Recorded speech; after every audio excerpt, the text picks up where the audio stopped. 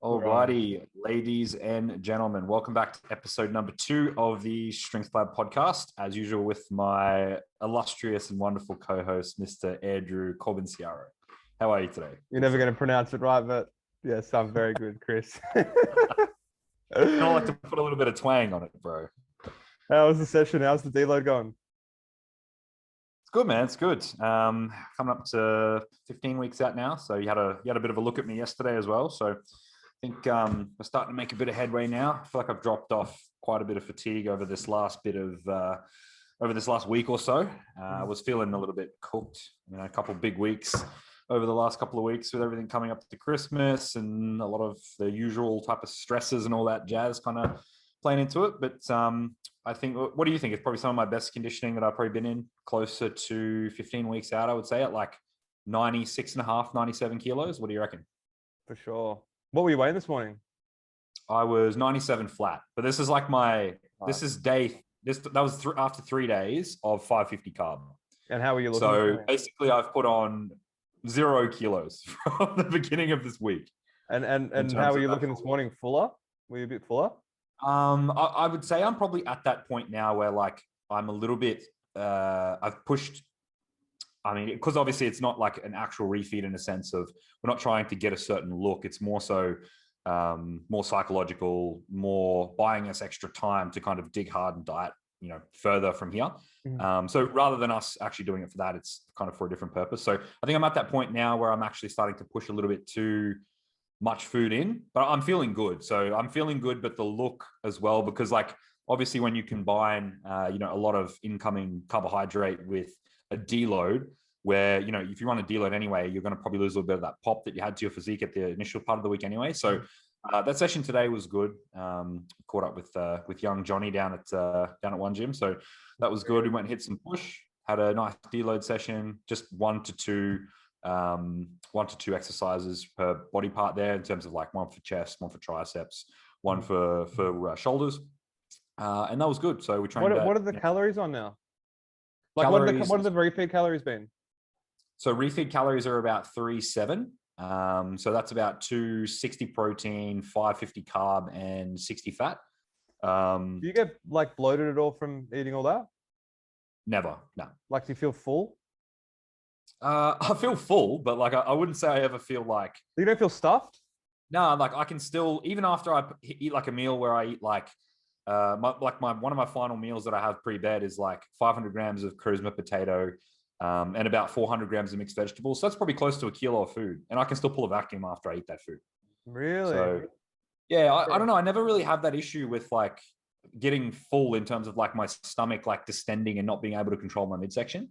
It's a little bit more challenging, but it's not like I can't do it. You would think after like a kilo of food, you'd be like, there's no way you can kind of pull a vacuum. But yeah. What about you? No, like for me, it's not that like, I'm not talking more, not really the distension, but if I ate 550 carbs, I'd feel stuffed. Like, I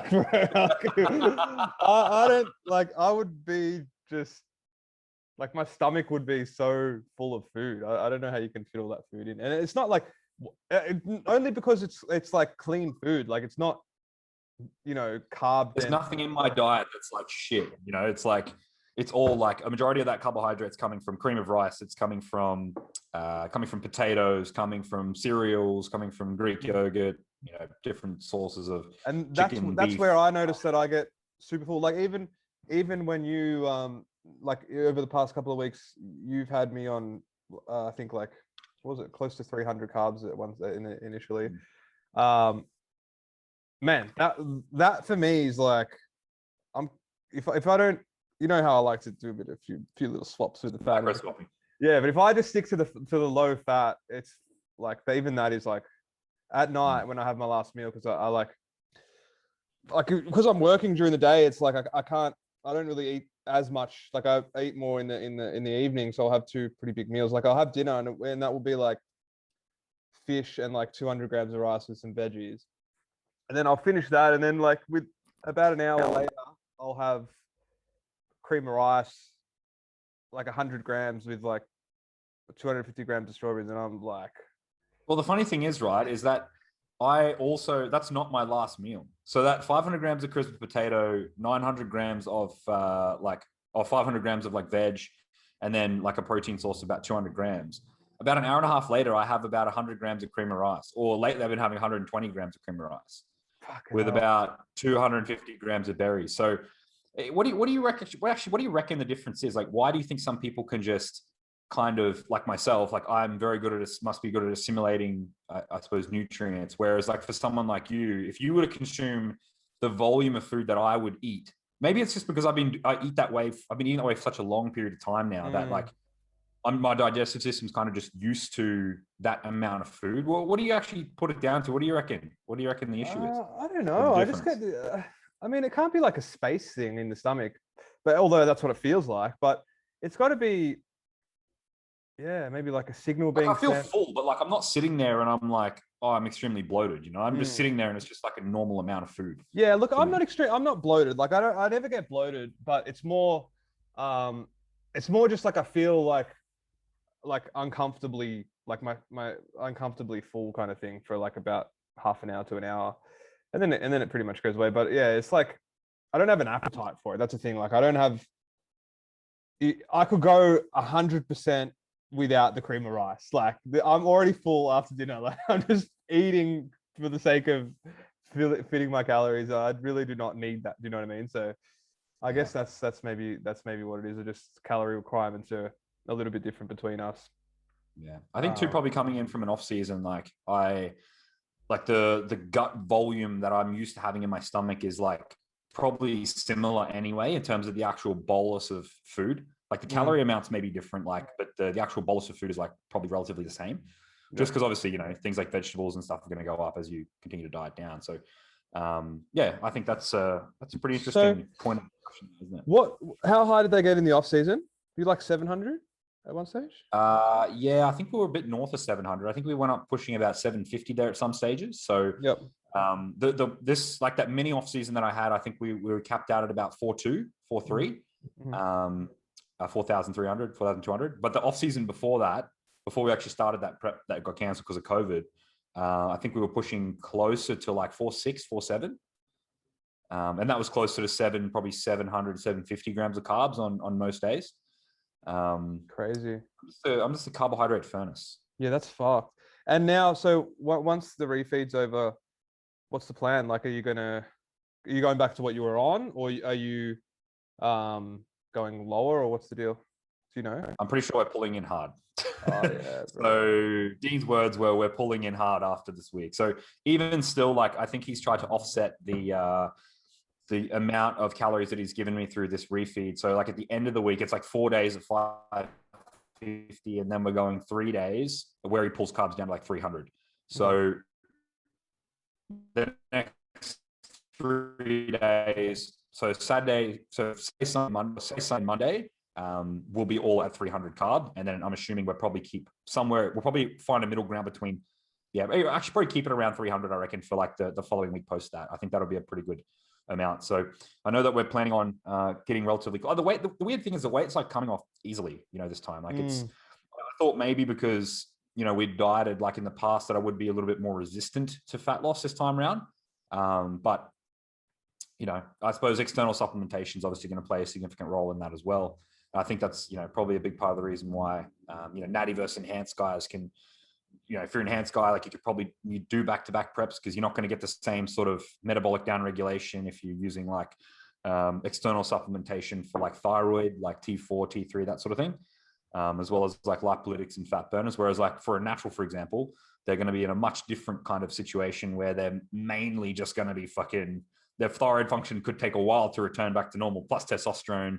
And then overall just metabolic hormonal panel may take a little bit of time. So I probably shouldn't do like, you know, a prep and then literally prepping into another season because they would just not be able to lose the fat. Like I just think they'd be so resistant to fat loss at that point. Yeah. So that's the plan. I think we're going to pull in hard over this next like 4 week period. It'd be interesting to see like what I look like once I get down to 92 again. Like, because obviously we can make some good comparisons at that point. Yeah, that'll actually see if I've actually put on that much muscle in that last little period that we had, because I think that'll be a good indicator. Because I feel like I don't know. I feel like the conditioning that I'm at now is maybe more on par with when I was at about 94 last time. Yeah. I know it's kind of hard to remember off the top of your head. I think definitely, from what I saw yesterday, it's the best you've looked at that weight for sure. Yeah. Where did you start your very first one that you didn't get to do from? How heavy were you? Were you 100? Yeah, it was just north of 100. So that we ended that gaining phase at about 106.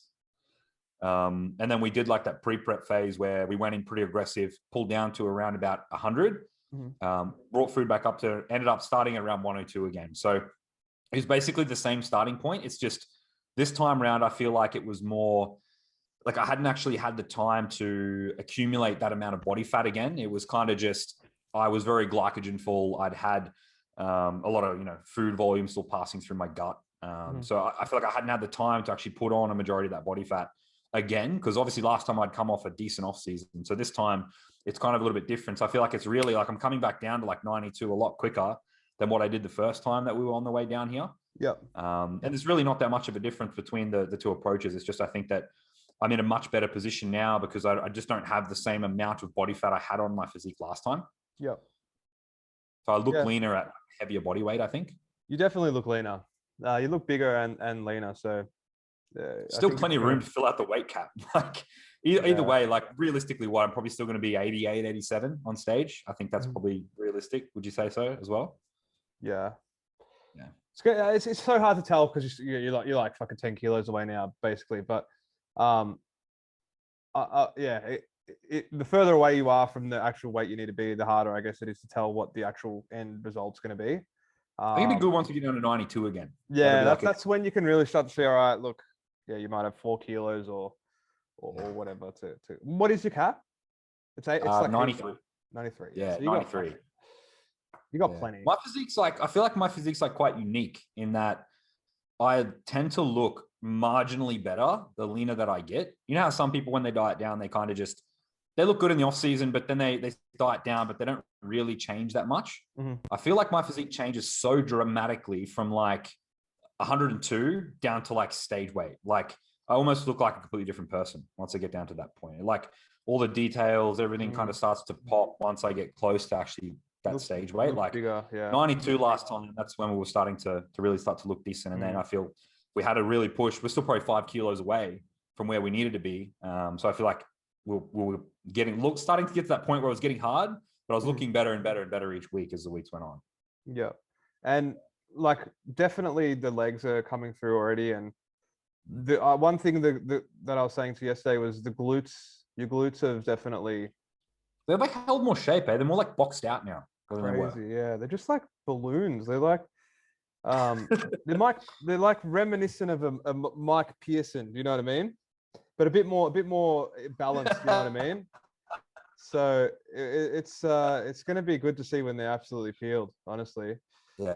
But they got that. They just. I wonder if when someone's that's what I'm hoping though is once they are like peeled, I hope that they still hold that size.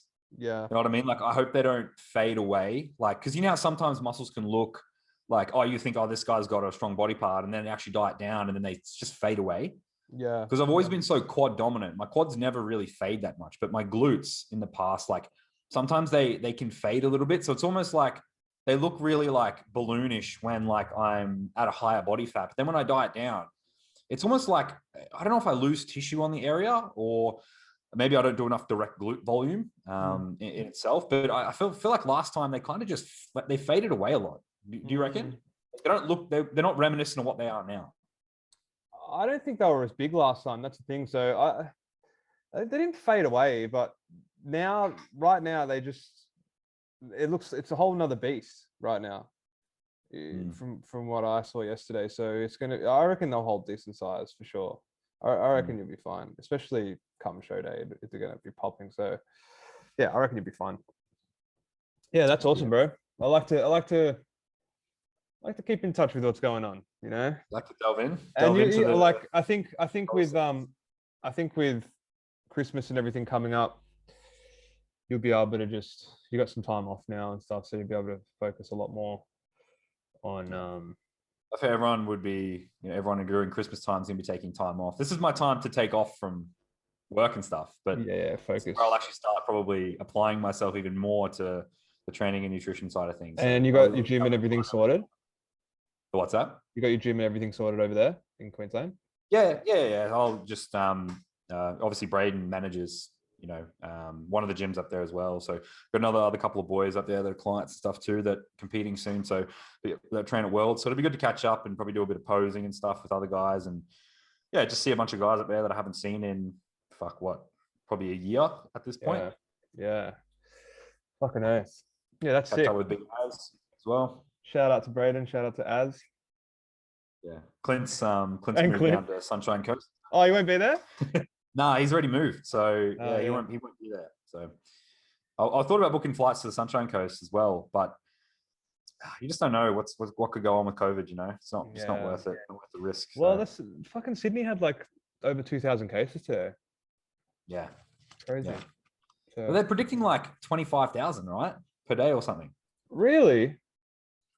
That's what they predict to get to at its peak. I read somewhere, or clients telling me or something. Well, there's not as many hospitalizations, so we'll see what happens. But yeah, that's crazy. 25,000. Would be pretty fucking. You think crazy. That'd be crazy? Yeah.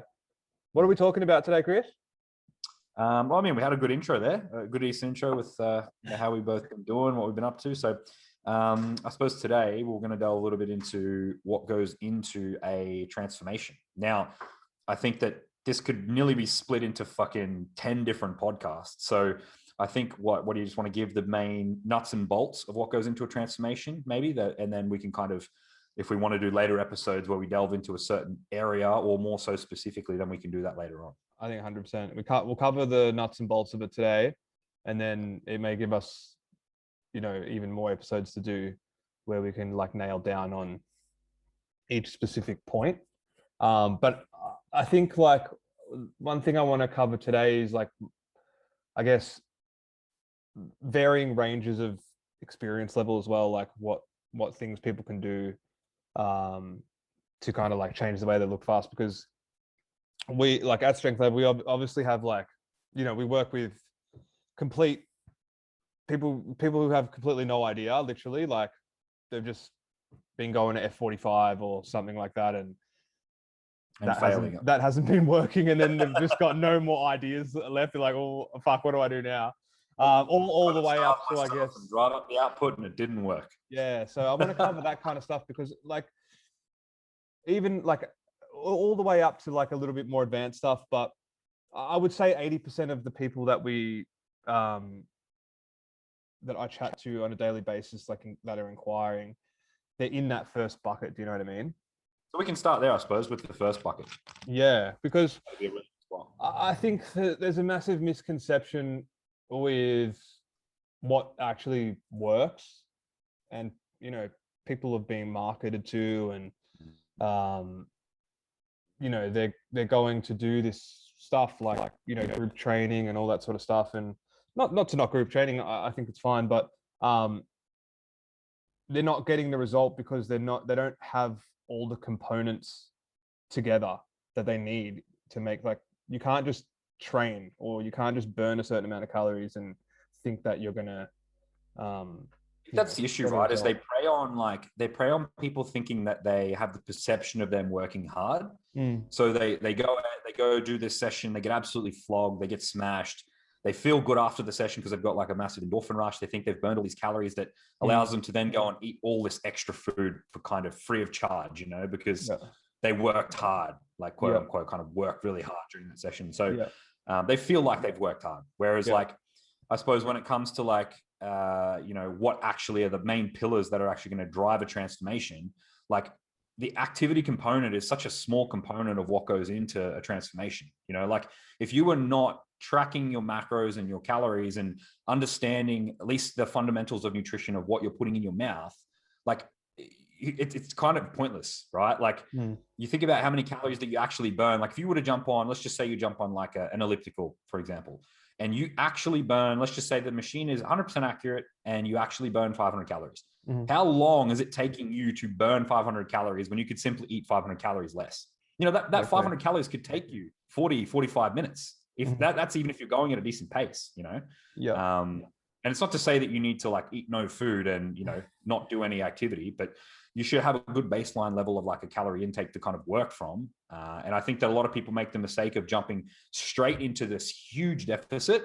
And that it's just not sustainable. They might last 2 or 3 weeks and then they end up in this repetitive rat wheel where they drive up output, food goes down, they do it for 3 or 4 weeks, drop some weight, and then they jump back on and they gain the weight again. And they just constantly go around in circle. And just the next time that they think about losing weight again, they're like, oh, I'll just do another challenge and that's going to fix my problem. Oh yeah, the challenge mentality. The fact of the matter is that they don't address any of the underlying factors that result in behavior change. You know, it's just like, here's your and I suppose that's what we do at Strengthlab so differently, is like a big part of what we do in the initial phase of working with the client is trying to facilitate like lasting behavior change. Yeah. And that's what's going to set people up for long-term like success and sustainability. Because if you actually teach someone, like I love the analogy of like, if you teach someone, you know, how to fish, like they're going to be able to do it forever, not just like, here's this meal plan, off you go, you know, hope for the best, lose some weight, do it again. Yeah. And I think like with all this, you know, strapping heart monitors and calorie burning, you know, meters to yourself, and, you know, like I was speaking to one guy the other day, and he was, you know, he was burning like, oh, I burn 1,000 calories every time I go to some fucking thing he was going to.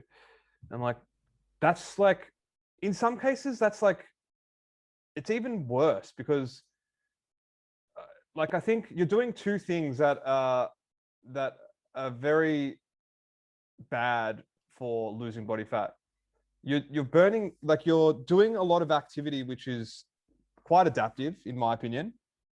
And then you're driving calories quite low, which is also creating more adaptive, like more adaptation. So it's like, if you're doing a lot of cardio, your body's not stupid. It's going to find ways to survive. Do you know what I mean? Meaning it's going to, other processes in the body are going to slow down in order to bring you back down to a relatively normal calorie output for the day. Yeah. Yeah. So it's like, yes, I'm not saying cardio doesn't work. It does work. But I think when you go extreme to one end, your body makes up for it in other places that you would usually burn calories throughout the day. Maybe that's NEAT or thyroid or whatever whatever hormonally could be going on as well, to bring you back to somewhat of a normal level so you don't die. Do you know what I mean? And that's like just you said, you have that exercise efficiency component. So it's like efficiency, every time you repeat that stimulus, it's like you get less and less and less of the same result.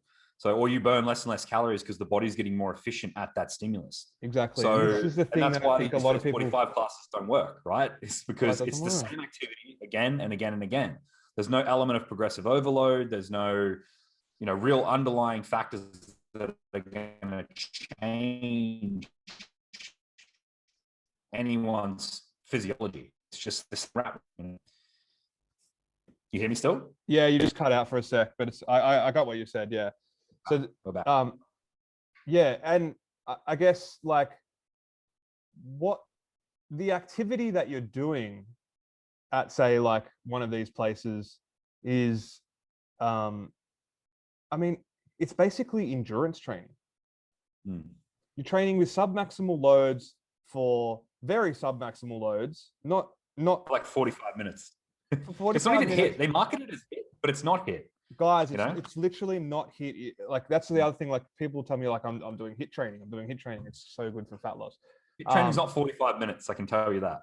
If you do hit training 10 minutes, you'll be fucked. If you're doing like, a minute on or a minute on and a minute off, a minute of submaximal weights. So say you're working in like the 40 rep range or something like that, and then you're having an under recovered period of time.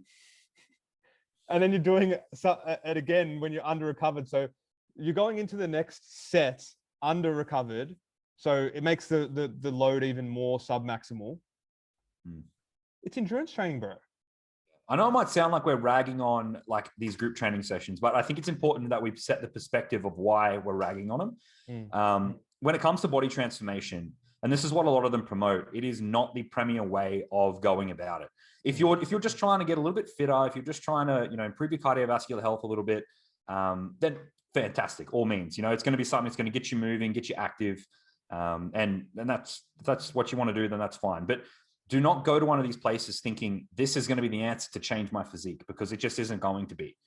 I suppose I think if we circle back now to like what are the actual key pillars that, actually go into a transformation. And we think like, okay, what is the main before we go into that, Chris, before we go into it, I want to say, yes, we're definitely not ragging on, and there definitely is a place for it. This stuff is not a waste of time.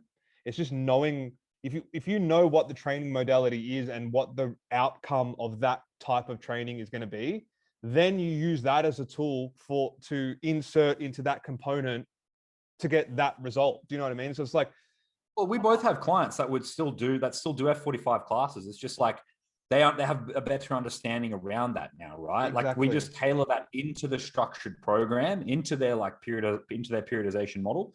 And they may just do that twice a week, and but again, what you need to understand is if you are going to do that, there's a recovery trade-off that comes with that. So where you may be able to get away with doing 4 weight training sessions or 5 weight training sessions a week, if you decide that you love doing F45 and you want to do 3 of those a week, you may only be able to get away with doing 2 or 3 weight training sessions a week if they're hard weight training sessions. Yeah, and so that's important, because a lot of people, they love this stuff, that like if you're having fun and you're doing it and you really enjoy it and you love that, I guess, culture of going there and seeing all your friends, and that's why they love it too, right? It's because it's like it's a culture. It's kind of like CrossFit as well. Like they get a group of people together and they just love going and I suppose we're much the same as well. Like we obviously we don't obviously run the same program all the time, but we enjoy training around each other, kind of thing. Yeah, for sure. So it's really no different. Yeah. So I think knowing when to add it, when to use it, and what exactly the outcome is going to be from doing that sort of training. Once you have an understanding of that, then you can use it efficiently. I think what a lot of people do is they join F45 and they go, well, I'm not going to go 4 days. I'm not going to go 5 days. I'm going to go 7 days. You know what I mean? That's got to be better than fucking. They love going to the extreme, don't they? It's just like, I'm saying. That's the mentality that I hate. That's what I hate about it. So it's not that it's bad. It's just that people. The harder you go, the faster you're going to burn out. It's the more is better. The more is better mentality, which is completely backwards, especially coming from something that's so fatiguing.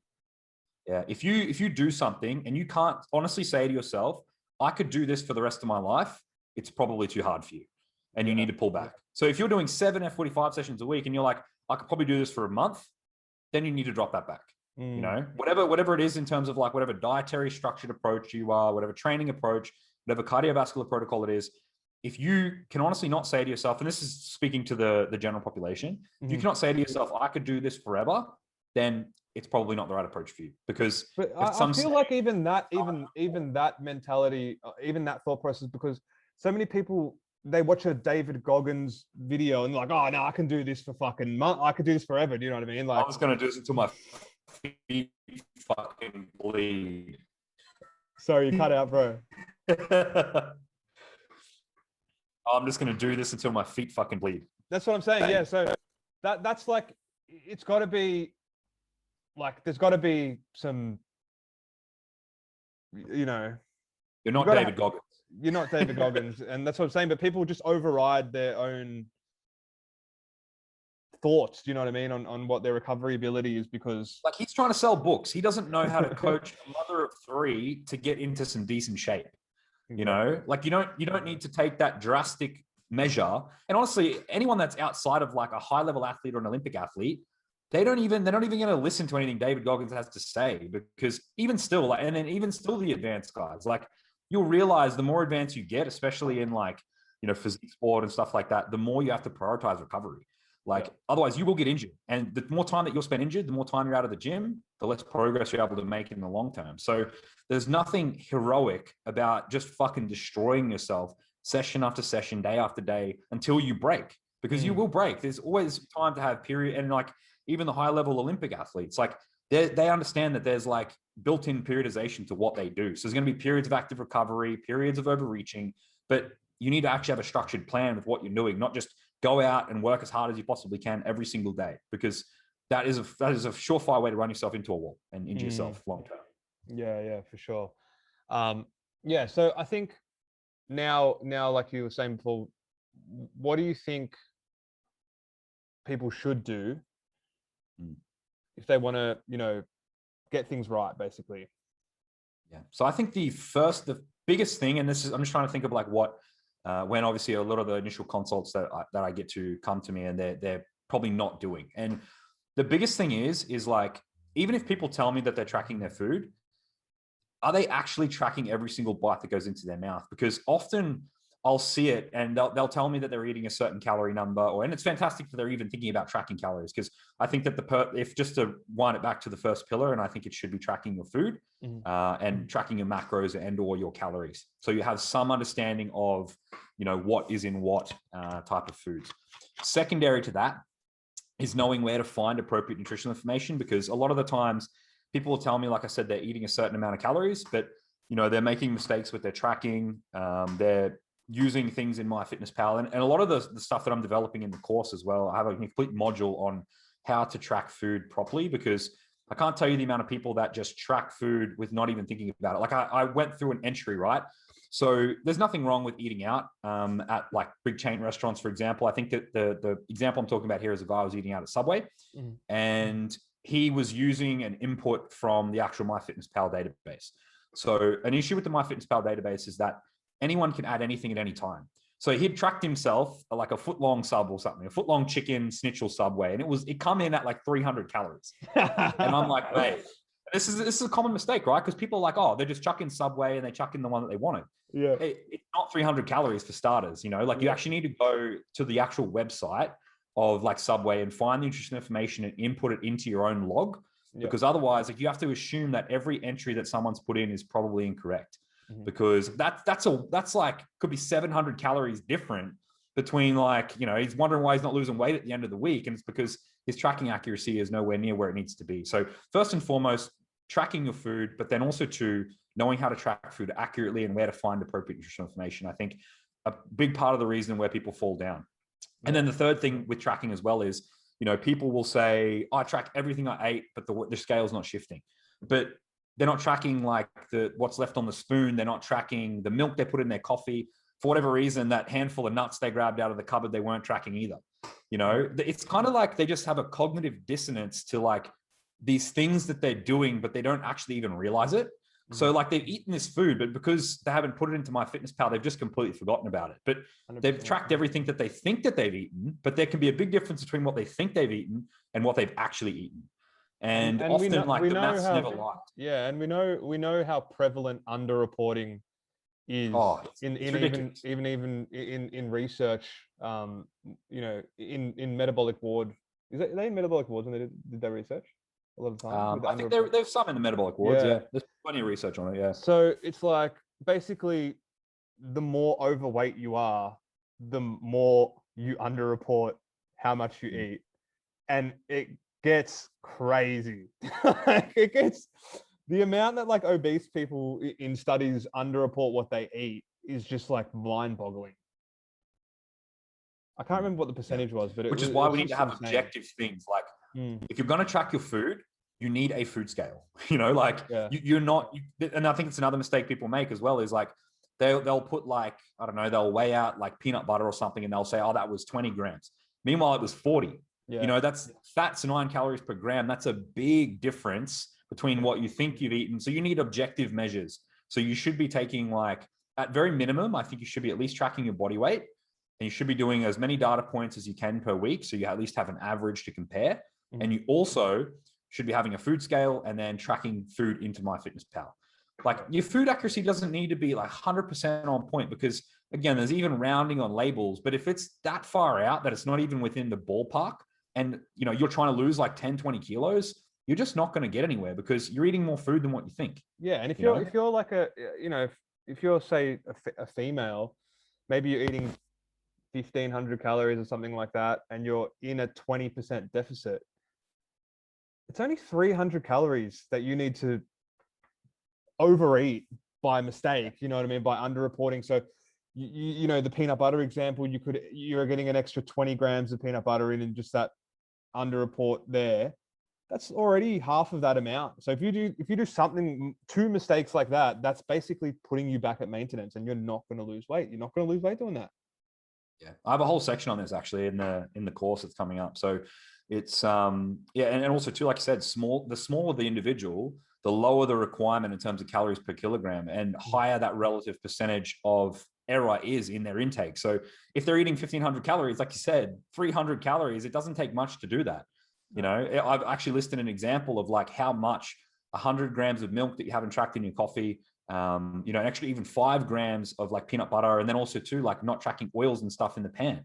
Like all these little things like that you don't think add up, they really do. Like that, and even that's like 200 calories already before you that's even fucked. look further than that. And it's always with these foods that are just so calorie dense. Like oil is literally, like you said before, 9 calories per gram. So it's like that shit adds up, man. That's why I think even if you are transitioning away from macro tracking and you've been tracking macros for ages, like you should still be cautious of the things that have the most calorie density. So your oils, your nuts, your nut butters, your avocados, like don't try and estimate those things because they're over double in terms of the energetic cost of something like a protein and a carb. You know, like, yeah, fair enough. Like this if you want a handful of vegetables, can be a lot. Yeah, it's like a handful of vegetables. Like, yeah, sure, you've done that 100 times. That may be 100 grams, whatever. But something like oil and peanut butter and stuff like that, like it's very easy to overconsume that stuff. So easy. So you just, and people obviously think, oh, nuts are healthy. Like, yes, they are healthy. They're a great source of, you know, monounsaturated fat, but polyunsaturated fat, fantastic. But it doesn't change the fact that they're still very energy dense. You know, you still need to control what's going into your mouth at the end of the day, not trying to necessarily just over output a poor nutritional choices, which a lot of people try and do. They really like overhype how much calories you burn through exercise and don't pay any attention to what really matters, which is focusing on their nutrition. Because a lot of people will come to me, or even sometimes they'll come to us as well, and they'll say, oh, like what do I need to do for my training program to lose body fat? And they haven't even looked at the most important factor that goes into it first and foremost.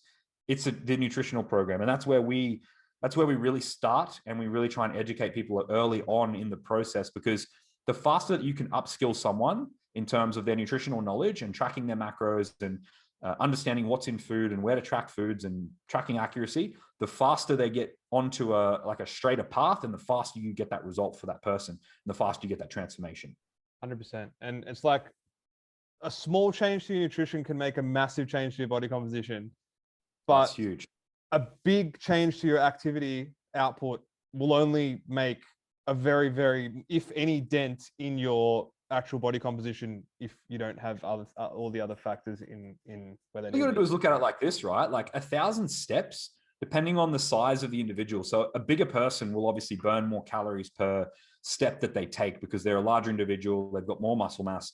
And just more total body mass. But you're basically looking at anywhere from 30 to 50 calories burned per 1,000 steps. So that's fuck all. If you do an extra 5,000 steps, that could only be an extra 250 calories. Like, it's not that much. It really, but where it is a lot is it does add up over the days. So if you're consistently if you're supposed to be doing 10K steps and then you're actually doing 5K steps, and you're not doing anything in terms of like equating for that in nutrition, you could actually be putting yourself in a surplus long term. But just driving up your output is, like we said before, is going to drive that energy efficiency component.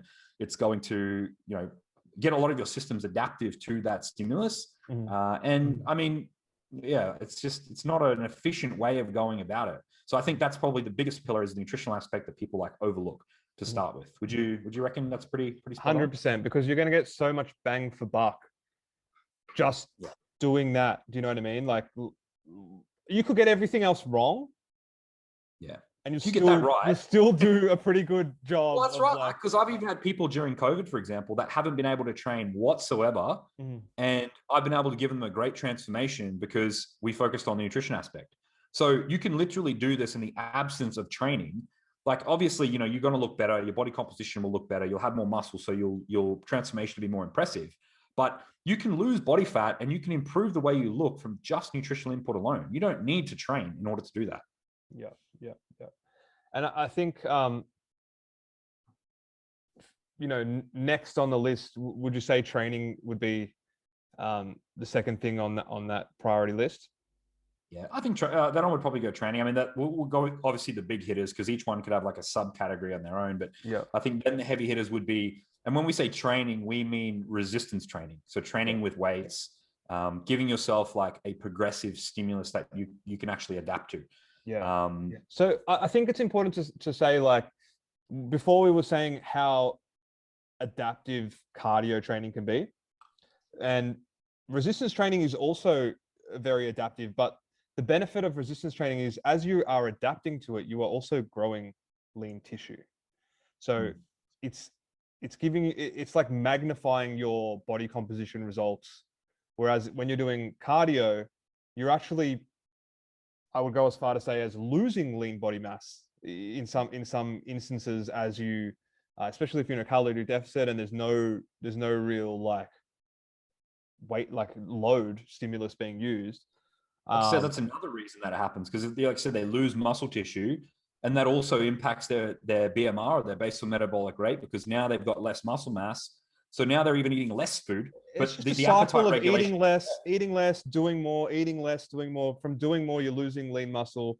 From losing lean muscle, you can't eat as much. So then you got to eat less, and then it's like you got to do more to. How many times have you heard like a listener on the, or even any of the listeners? How many times have you heard like a consult or a client that you initially start with, and they've tried doing 20,000 steps a day, they've tried doing all the cardio in the world, the lowest calorie diets, and they just have not been able to get anywhere. That's right. And that's a big part of the reason, right? Is like we're, as human beings, we're so adaptive to the stimulus that we're putting on ourselves. You know, so like you said, all the cardio in the world, all the calorie reduction in the world, you know, it won't work. And I will say this, like, it will work if you stick to it for a long period of time, because eventually, like, you will starve to death.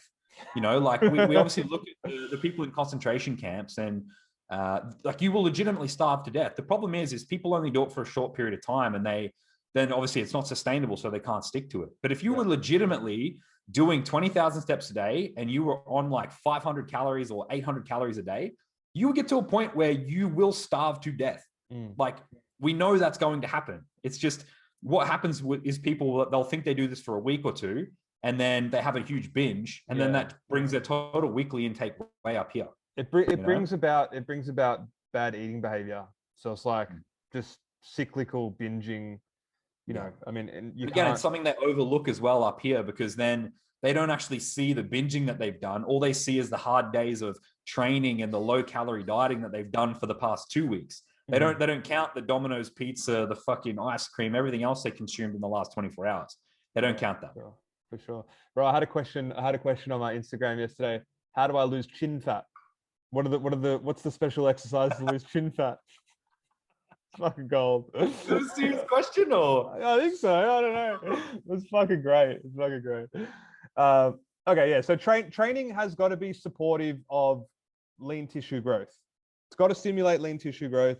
That, again, like when we're talking about bang for buck, you're going to grow lean tissue, which is going to help to improve your metabolism.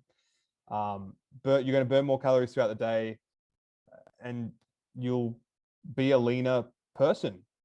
Yeah. Weight training also, like, there's also some research to show that it actually also does promote like lipolytic pathways as well. So it actually promotes fat oxidation. So you do lose body fat from just weight training alone as well.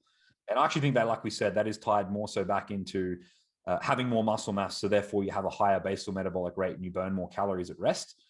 I think it's probably more so tied back into that. But yeah, you need to have a stimulus that's going to be progressive. Also, you would argue, just from like, so if your lean mass goes up, your ability to store glycogen goes up. So the amount of calories that you can eat goes up, because you can eat more before things start to tip into fat storage. You know what I mean? Yeah. So how often do you see like that? If you start with someone and, you know, they may start on a lower end of carbohydrate, but then once they start training hard, you can actually feed them more carbohydrate, and sometimes they'll even get leaner. Oh, fucking oath. Yeah. So definitely, it's basically glycogen, guys, is basically just a storage area for carbohydrates inside your muscle cells. Put simply. So if you can store more calories in places that are not gonna be, go into adipose or into fat tissue, then you're going to be a leaner person and be able to eat more food. If you don't have lean muscle, when you overeat, it's going to basically, it's got nowhere to go but to be either burnt or turned into body fat. Yeah. Yeah. Yeah. So I think, literally training could be an entire episode on itself, but I suppose if we bring it back to some of the mistakes that people make with their weight training as well, where do you think you see a lot of beginners going wrong with starting a resistance training program? I think, like we said, it's either they go in. I think I heard you talking about this on one of your stories where you were saying that they almost wear it like a badge of honor, where they love training. They tell you how hard they're working. They're working 7 days in a row. Just because you're going to the gym and training 7 days doesn't necessarily mean that those are progressive 7 days. You could get more off. I guarantee if you can train 7 days a week, you're training like a bitch. Yeah. You're just not training hard enough, because if you are actually applying yourself in your sessions, for the most part, most people Gen Pop people are going to be able to get really, really good results off 3 or 4 days a week. How many days a week do you train, Chris? I train 5 days a week. I've never been able to train more than 5 days a week. And even 5 days a week is honestly probably pushing it sometimes. And Chris has a lot of lean mass. So if the more muscle you put on, the more time you need for recovery between your sessions. Because think about it relatively, right? If I'm starting a training session and I'm let's just say it was me and I was 10 years ago, and I'm dumbbell pressing the flat dumbbells for for the 20 kilo dumbbells for 10 reps. And now I'm doing that for maybe 60 kilos for 10 reps. Think about the systemic recovery demand of a 60 kilo dumbbell press versus a 20 kilo dumbbell press. Yeah. It's huge. So I'm not going to be able to come in and do that again every single day, right?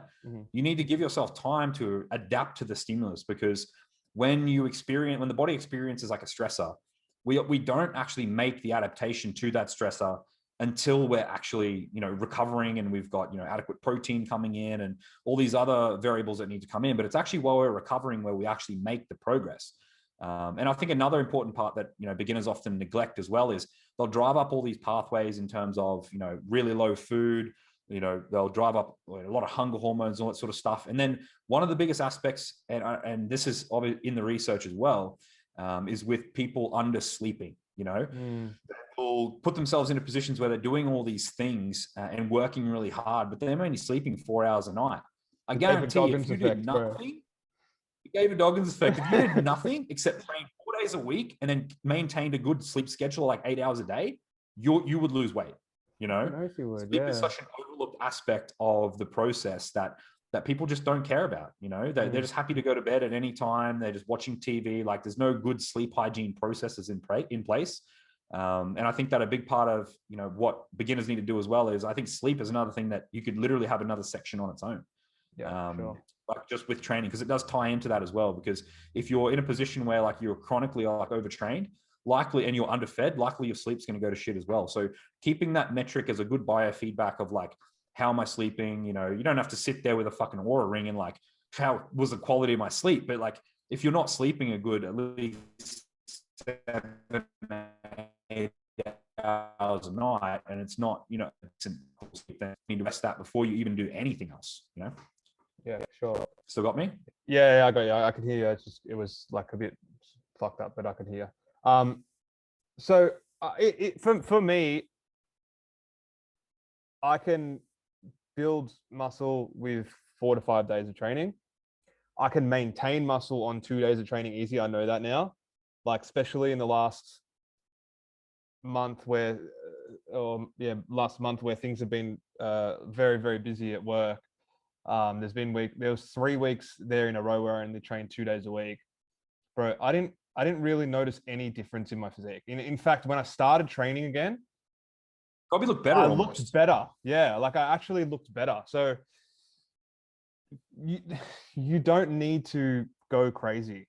A lot, a little goes a long way. Just can make your physique look so rinsed out. People think that they think that you need to do so much extra work. It's always, I need to do more, I need to do more, I need to do more. Whereas maintenance volumes for muscles is so low. It's pushing into new levels of muscularity and muscle mass that actually take pushing it quite hard. But there should be periods of lower training volume. So I think the Christmas period is a fantastic time to take a period of lower training volume. You know, if you want to spend more time with your family and friends, fantastic, cool. Drop your training back to 2-3 days a week. I promise you'll be able to maintain your muscle mass on that, provided that you're not running like a bro split or something on those days. Like you probably, if you're only training 2 or 3 days a week, you probably need to do a mixture of body parts. So maybe like upper lower or full body or some sort of push pull legs where you're combining body parts and you're not just doing one thing. But the amount that you volume you need to retain muscle tissue is so small. And like you said, like you ended up looking better. Like the fatigue hole that you create from like constantly training like 5 days a week, 5 days a week, 5 days a week, it's not often until you pull back and realize I can actually get away with doing much less. And then the next time that you come in to like actually training hard again, you don't need to go back to where you were. You just need to step up from where you finished that maintenance phase. Yeah. And then you've actually set yourself up some progress runway for the long term. Yeah, for sure. And I think like me of the past used to, you know, get stressed about that stuff. Like, oh, I didn't get to train 4 days or whatever. But I think like over the years, as I've got more busier and more stressed and had so much more on my plate, I guess, my recovery ability is just not the same anymore. Like when I was just doing personal training at, you know, the local Fitness First, and that's all I literally had to worry about. Yeah.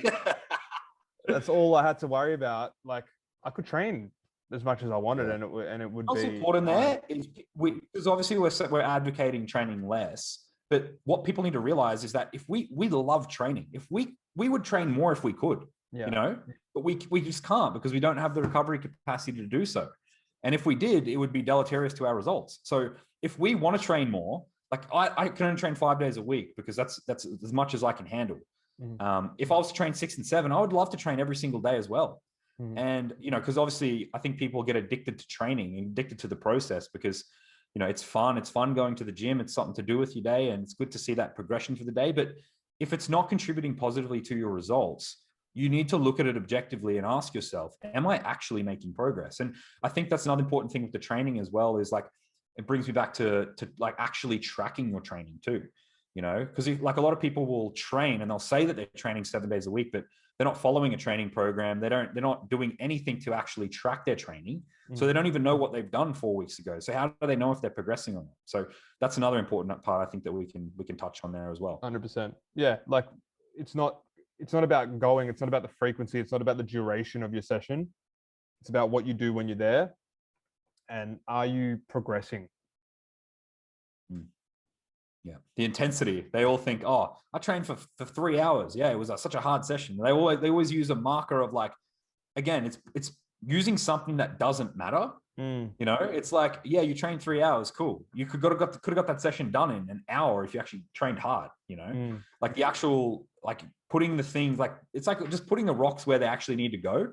Well, yeah, focusing like, on the metrics that matter. Like it's not. Yeah, like I think that's the thing. Like people don't.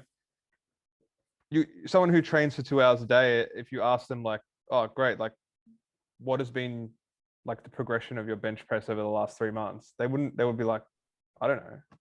Like, I don't fuck I don't track that. Yeah. I don't track. So I don't care what it is.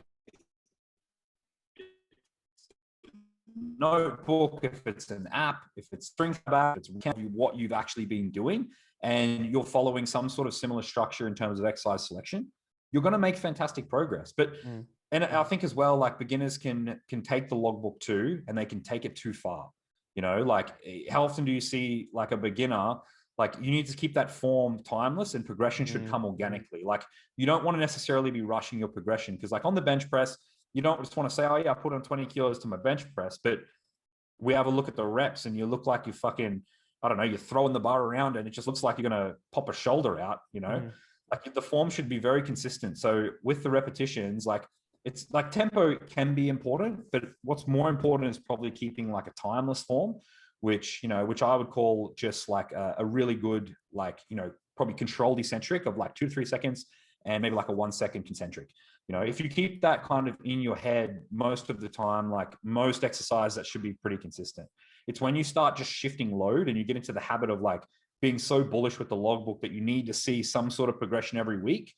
That's where you kind of run into trouble and injuries crop up again. So with your form, like you also get less out of your training too. Like you also get less out of that set, even though you lifted more, you got less out of it. Well, it's a poor stimulus to fatigue ratio, right? It's like all you did was just drive up fatigue of that, the rep. You haven't actually exposed that muscle fiber you were trying to train in your chest to any more damage. All you've done is just brought in the shoulders and the triceps to help finish off the exercise. 100%. So it's important to try and keep and work on that mind muscle connection as well. I think that's probably the next point that I'm kind of going to, I think we should go to as well, is people downplay the mind muscle connection and just start shifting loads from A to B. You need to be able to actually drive the tension into the muscle group you're trying to train. And this is especially important with muscle groups that like you can't see. So like the back is probably a huge one, right? Like, because you can't see the back when you're training it, like you really need to focus on that feel and that mind muscle connection. Like tension and like the mechanicoreceptors that we have, like that are sensitive to tension, are like the relationship between them and like actual progression is like still something that you need to be mindful of. Like you probably hear some people say, oh, like you don't need to worry about the mind muscle connection. Like it doesn't mean anything, whatever. Like you don't want to rely on, stimulus or sensation too much. But that's in the context of if you can feel it somewhere else, you're probably in the wrong spot. Yeah, that's all right. 100%. Also, just to go back a little bit, I think a lot of people could relate to like, if I'm that, like, if I'm busy and I'm not able to train that much, I mean, there's got to be more people out there with fucking children, massive work schedules, like all this other shit that really time to do all this training with the same schedules, right? So yeah, you need to factor that in. Recovery is super important. But yeah, back to what you're saying. Yeah, the tension I think is just very, very, very important. It would especially be if you're a beginner. Just disregard it, It's completely retarded to disregard it. And it's especially important on muscle groups that, like I said, you can't see, but also ones like things that aren't exposed to load and damage like really easily. So for example, like the lateral delt, like with doing like a dumbbell lateral raise, for example, like little exercises like that are small muscle groups, you really need to be focusing on that mind muscle connection with those muscles and building a really good connection. Because even if it takes you like, and I know that we like to do some blocks early on within phases, like more of a contraction activation type of block, where we're actually teaching people how to use the appropriate muscles. Because if I can guarantee, if I had two different people and I have someone that is going to use a mind muscle connection and they're actually really going to focus on good form and, progressing that stimulus slower, but keeping the tension where they want it, versus someone who's just throwing weight around, I guarantee the person's going to develop more muscle with using the first approach than they are with just throwing weight around, For sure. You can't really have one without the other. Like progression without connection isn't going to get you anywhere, and connection without progression is not going to get you anywhere either. Yeah. Do you know what I mean? So they're kind of intertwined. With both, you will get the fastest result. Yeah. You need to have the mind muscle connection, and you also need to have that progression or that progressive overload coming. And like I said, progressive overload can come in many forms. It doesn't always need to be, and this is where people with that logbook their training like run into issues. Like it doesn't always need to be extra weight on the bar. Like it can be an extra rep, even just one extra rep. It could be an extra rep. It could be an extra set. Be some extra like time under tension. There's so many different, like again, too, with the time and attention thing, like you don't want to get into the habit of like, okay, 1 week I'm going to do like a 2-second eccentric. Next week I'm going to do like a 6-second eccentric. Like you want to keep the form the same, because otherwise you're basically changing exercise, Yeah. Just to go back. Is relative. Chris said extra rep, extra set, time under tension. It just cut out a little bit, but that's fine. Yeah. So do you think that covers training? Yeah, I think that covers training pretty. So, Chris, tell me, you wear an Apple Watch. How many calories do you burn in a training session? To be honest, I've actually never looked. If you had to estimate, what do you reckon it'd be? Let's have a look. Let's see if I can pull this up now and see from when I was training how many calories I've actually burned. So, in my movement for today, I've burned 774 calories. Excuse me. Yep. Now, I don't know if that was all within my training session, because I obviously didn't start my watch within that. But for the most part, all I've done is train this morning and like sit and do some extra steps. So let's just say that was 500 calories. Yep. Which is nothing, because again, I was running a deload session. I wasn't even training hard. I'm going to burn more calories from me just going out and actually doing my steps or my step target for the day and carrying my groceries home than I probably burn within my actual session. So I'm just trying to get the point across how irrelevant that is, like how irrelevant that number is. Do you know what I mean? What's that irrelevant that I've never done it, that I've never even checked? That's wildly inaccurate that it doesn't matter. You know? Exactly. So I think we should cap off with talking about activity. Yeah, output's a big one. Yeah.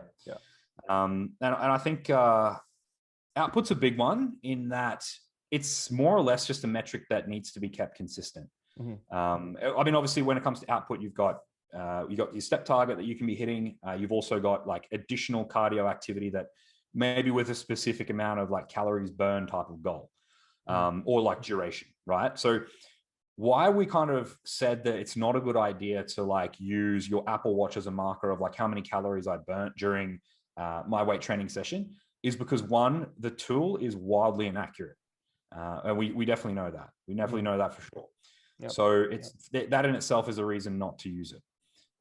However, I will say that if you're going to, the only context that I would use the Apple Watch would be if I was doing measured cardio on a piece of equipment. So for example, if I was getting on a Stairmaster, I was getting on a bike, I was getting on an incline walk, and I was going to burn, and I was actually going to do a set number of calories that I'm going to look to burn on my watch, right? And I'm going to, let's just say I'm trying to burn 200 calories. Now, that not necessarily may not be 200 calories every single time, but the marker that I'm using is going to be consistent every single time.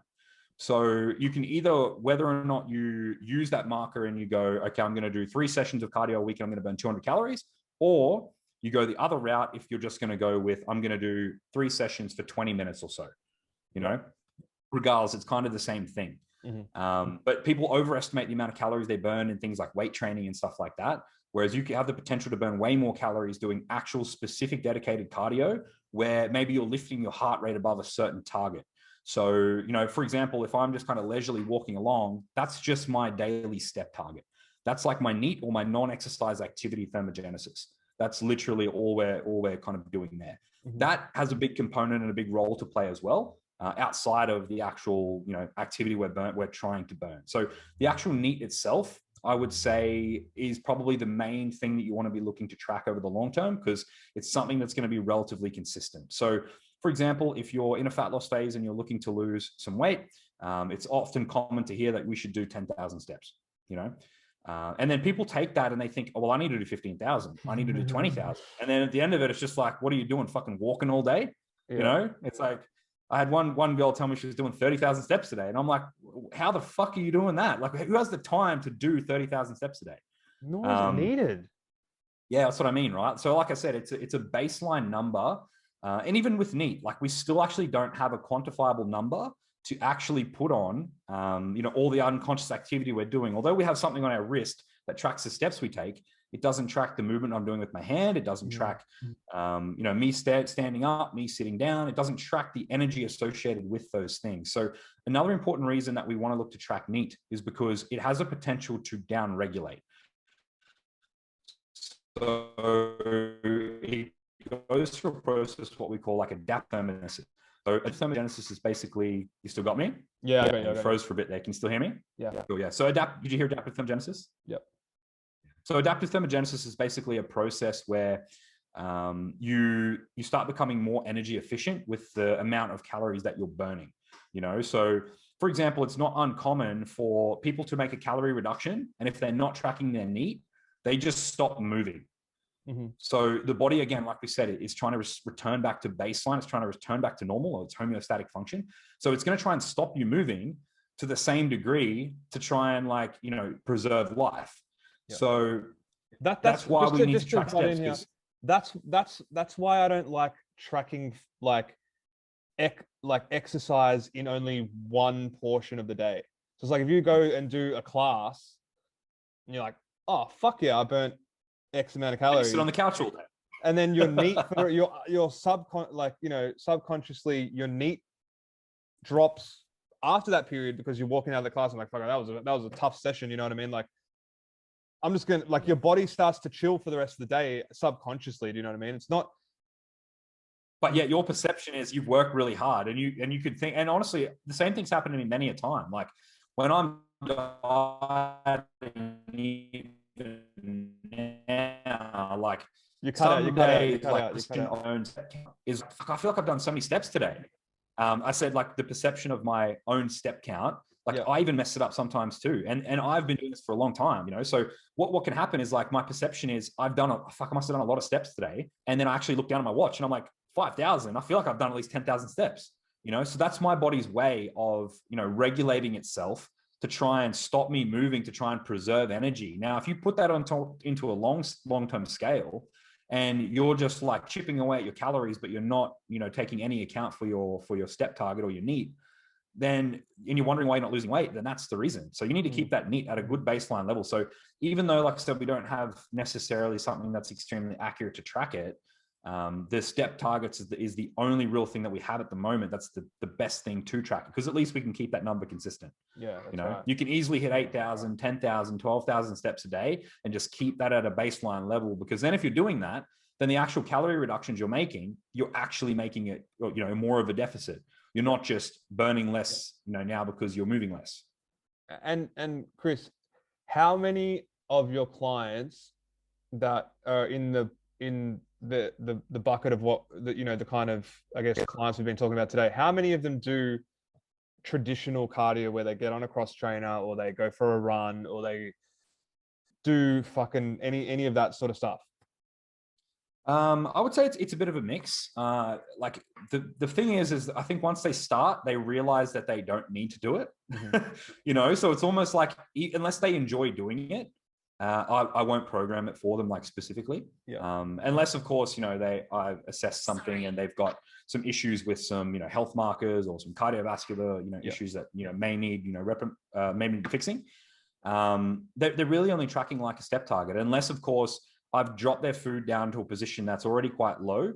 And, you know, I like them to have a bit of an input, you know, so I'll ask them, do you want like a calorie reduction or do you want me to increase your output? Because essentially it's two sides of the same coin.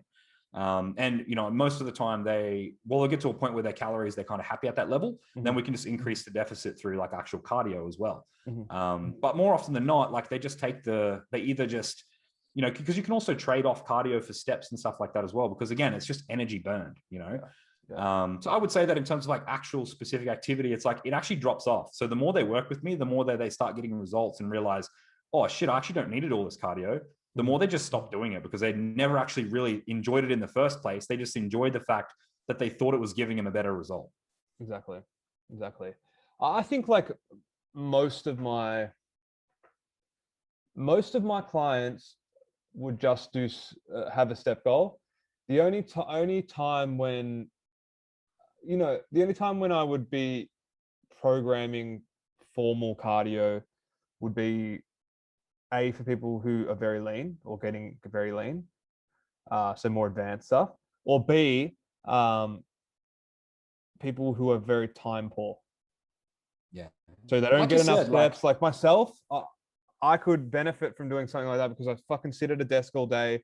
I don't really get a chance to get that many steps in, you know, usually during the day. So I need to mentally make sure like I get on that treadmill behind me, or I go for a walk, or I do some cross trainer or something like that. That's going to, you know, speed up the amount of steps, you know, I can get within a period of time, so I can get the job done a bit faster. Do you know what I mean? Yeah, 100%. I actually had another thought there. I cannot remember what it was now. Yeah, no, I definitely agree, 100%. Like, and it's only now that you know how low your activity is from actually subjectively tracking it, or objectively tracking it, I should say, that you realize, fuck, if I don't get on the treadmill for an hour, I'm barely hitting 7,000 steps a day, you know? Yeah, it's fine. And, you know, if you were, like I said, your old Jenny there, and actually that's what I was going to say before, is like, your old Jenny and you've got like 2 kids and you know, you don't have all the time in the world. But again, the goal and why that people don't need to smash themselves is because often these people, they're just looking to lose like 5 to 10 kilos. Like it's not a huge amount of weight, and it just doesn't require extreme circumstances in order to do that. It's weight it's weight that their body can get rid of too. It's not like you're forcing, you know, them to go below a set point. They're not lean. They're way above their set point. You know what I mean? What they should be. So Yeah. It's that they just put down the bottle of wine at night and, stop going to KFC on the weekends, even don't change anything else, and the weight will start coming off, And I think that's the thing is it's like extreme goals will at certain circumstances require extreme dedication. Like say in my example for a contest prep, I'm going to have to do some extreme things in order to get into extreme condition. But if I was just looking to lose 5 kilos, fuck, I don't need to be doing all this cardio or anything. All I need to do is just monitor my calories, monitor my step target, make sure I'm training with a good resistance training program that's progressive in nature, and not drink a bottle of wine a night and actually track what's going into my mouth. And I'm going to lose the weight, but you have to really be honest with yourself. And I think the last point in terms of getting a good transformation is the ability to be objectively honest with yourself. If you are not objectively honest with yourself and you're lying to yourself about how much food you're eating, which a lot of people are, you're not going to get anywhere. You're not going to make any progress, because without that level of honesty, like, you need to be able to call yourself up on your bullshit. And a lot of the times these guys, they'll make all the excuses, and girls will make all the excuses in the world as to why they can't do something, or why they can't actually get the result that they're trying to get. And it's because they've tried everything except the actual fucking thing that works. Yeah, 100%. And I think another thing would be just to actually track the data so you can honestly look at whether you are progressing. So it's not You need objective data. Yeah, you need objective data, because you can tell yourself any story in the world, but the data will not lie. People get scared of the scale because it's not going to fucking lie to you. Exactly. It's going to tell you the truth of what you've been doing, Like, and I hate the notion of how scared people are to get on the scale, and they're like, oh, the scale this, the scale that, it's fucking causing me body image issues. And it's like, yeah, because it's pulling you up on your bullshit. Exactly. You're not, have you actually been dieting hard? Well, no, the scale went up 1 kilo. Scale went up 2 kilos. It's calling you out. And that's why, because it's an objective measure that's so true, hard for people to look at, Yeah. So, and I think, like, with a lot of people that, like, I mean, the tracking data, it's just not there, but like, as in food and stuff like that. But then as well, like, if you're not able to see so if Chris prescribes you something to do, like a nutrition number and, a specific training program, and you're not actually tracking how your body's actually responding to that program, then how the fuck can anything be changed to improve, or if you don't have the data there? So it's super important to have a metric that you are using to track. And sometimes you looking at yourself in the mirror is not really, if Chris was looking at you in the mirror, then maybe, but if it's yourself, you're always gonna, I guess, give yourself that excuse or tell yourself that story. Do you know what I mean? There's a paper that I actually read not long ago where it was like, it was, I can't remember the title, but I think it was something like individual perceptions of like body fat percentage or something like that. And they did a study on, like, I can't remember how many group of cohorts that they were in terms of participants, but basically they did, like, from Monday to like Sunday, the variation in what people perceive themselves to be at in terms of body fat percentage was like, Monday, it was like 28%. Next day is like 14. Next day is like 20. It's like, you do not know, this is why you need objective measures. And again, body fat percentage is not, these guys are actually getting properly tested with, like, scans. So it's not just like, jumped on their body weight scale at home and it told them they were 22%, Start again, Chris, because it cut out. Can you just say that again, bro? Yeah. So they're not just standing on their scales at home and it's giving them this bullshit reading of like 12% or 10% or whatever. They were actually getting measured on a DEXA scan, Yeah. So, and then they compared where they were actually at with their actual perception, and they were way off.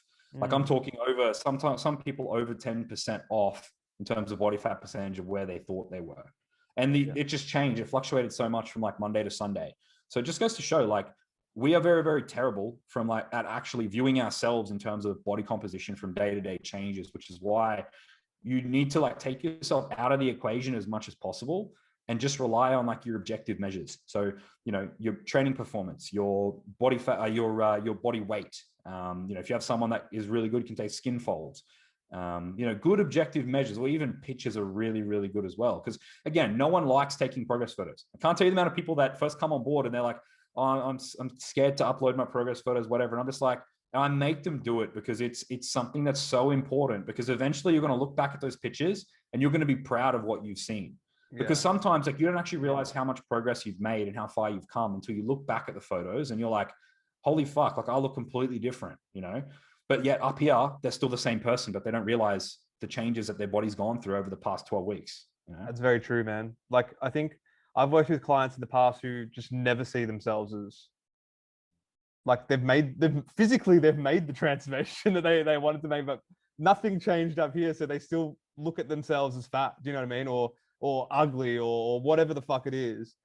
So it's like, it's super important to recognize that as well. And you've had those clients, man. Like I'm guilty of it myself. Like yeah, even throughout an entire contest prep, I could be looking at myself every day and thinking I look like shit, you know, and I compete in bodybuilding shows, you know, so it just goes to show that like, even at that level, it's not even just a transformation where you're trying to lose 5 or 10 kilos. Even at that level, like that level of self-doubt and that level of like, I suppose, inaccuracy is still there, you know, which is why you need to have objective markers or objective eyes that you trust of people. You know, obviously I trust you a lot with what I ask you with things and, you know, where I'm actually at, because I know you'll tell me a good, honest answer, you know, because I can't always rely on myself because I'll just tell myself I look terrible anyway. Especially as you get closer, you know. It's one of those things. What about people like? 'Cause I get a lot of people who I speak to a lot of people who they hate the scale. They think the scale is a terrible way of scale's a devil. But they think it's not a good way of assessing progress because, you know, you can be building muscle and blah blah blah blah blah. I say to that, like, if you're an overweight person, like if you're overweight, you have body fat to lose. The scale is going to come down. You can't grow enough muscle to make it. You know what I mean? If you're losing like 1 to 2% of your body weight per week, if that's like the goal, so you want to, like, that's what like something I would shoot for someone that's quite overweight. Say you're 150 kilos. You want to lose, say we set a goal to lose 1% per week. It's 1.5 kilos. Even if the person is completely detrained, they're not going to be able to gain that much muscle each week, especially consistently. So the scale is an amazing tool for if you take the data enough times over a period. If you're just doing weigh-ins here and there, then of course not. But if you're using it the way it's meant to be used, the way that we would ask you this, for even an advanced guy, right? You have an even lesser potential to gain muscle mass unless you're in a calorie surplus. So how much muscle do you think you're going to be gaining in a deficit? The scale will always come down. And this was what Eric Helms was saying as well. Like anthropometric testing in terms of like calipers and stuff like that. There is still a big margin for error, to the point that sometimes it's like it's not even worth doing. Calipers have a huge, like, I've used calipers in the past quite consistently. The lean mass increases that you get, especially with beginners, are complete bullshit. Because obviously, like you're like, if you're coming off a period of detraining, and this is what would happen to me, I would get new clients on board. They'd start, I'd do calipers on them, and then within 2 or 3 weeks, they had gained some ridiculous amount of lean mass and lost some ridiculous amount of body fat. It was always in that initial, like, 6 weeks or whatever. But when you're measuring lean mass, like as you start training, like we said before, like your muscle's ability to hold glycogen and hold just water become so much better. You said lean mass and actual tissue growth are 2 very, very different things. It's such bullshit, man. So it's like you get all these, people that, use calipers or whatever, and they're like, oh, this guy gained fucking 10 kilos of lean muscle in 12 weeks. Like, or lean mass. It's like lean mass is not just skeletal muscle tissue. You've also got, like you said, the ability to handle glycogen, the ability to uptake carbohydrate. If you can uptake more carbohydrate, you're going to get more intracellular swelling from water retention. Exactly. So that's all that's happening a lot of the time. And the actual tissue growth is very minimal. So That's why I just don't use. I don't use calipers anymore. I just think it's just not needed, man. Like if you got eyes and you got a scale, you're fine. And a camera. Yeah, if you got Camera, like, that's why I'm saying my eyes and like on the client and a scale is fine. I was going to say something else, but now I've forgotten. I've lost it. But yeah, so I'm not a big fan of the calipers because no, that's what I was going to say. I get a lot of inquiries from people who like I weigh 85, but I want to drop X amount of body fat and like say I want to drop down. Keep my mass. Yeah, I want to weigh the same and drop 20% body fat. I'm like, bro, that's never gonna happen. I'm sorry. Like you might at the end of it look like you've gained muscle just because you're leaner and it's all I guess an illusion. You know what I mean? But there's no way you're gonna fucking lose 20% body fat and be the same weight. Bro, how different do I look, right? When I started at 102 versus when I get down to like 90. You would think, fuck, this guy's gained how much muscle? You would think that you've reality, I've lost like 10 kilos. Yeah, you think that you weigh more, you've gained muscle. Guys, it's all just an illusion. Like the leaner you get, the bigger you look. It doesn't mean your actual lean mass has increased. Especially if you're in a calorie deficit, there's likely that you haven't increased anything. It's likely that you've lost something depending on how lean you get. So that's very important to consider. Yeah. Anything else? Yeah, I think, well, how long have we been going for? I think that covers most of the heavy hitters. I got no idea, but yeah, I think that covers everything. I think before we go too long, I think we should end it there. Yeah, that was a good one. So I think, I mean, obviously for those now for everyone listening on the YouTubes, we're now on Spotify and Apple Music. Oh, yeah, we are. To our brilliant technician, Lucas Simpadopper. If you make sure to like, comment, and subscribe on the YouTube channel. And if you are listening on Spotify, give us a share. Give us a share, like, and if you have any questions as well, feel free to send us a DM. And if you have any topics you want discussed in the future, in terms of frequency, what are we aiming for? Do we want to give the listeners like anything that we're aiming for, like fortnightly? I think fortnightly would be manageable, definitely. I think I'll put up a Q&A. I'll put up a Q&A maybe like the day before we do our next one, and maybe we'll do some questions, listener and Instagram follower questions for one of the next podcasts. That could be quite interesting. Maybe listeners got a fun game for us to play. Yeah, we love the interaction. We want to know what you guys want to hear from us. We should get one on the podcast. A listener. We can go through his someone that has a specific goal. We can kind of give him some. If that's you and you want to come on the podcast and you want to double team, you want us to double team here? Double team. Front and the back. Yeah, we could definitely do that. Yeah, I think that's it, guys. If you're keen on actually getting some quick results and working this shit out, and you want some help with it, hit us up. Strengthlab.com, strengthlabmelbourne.com.au. You can inquire there.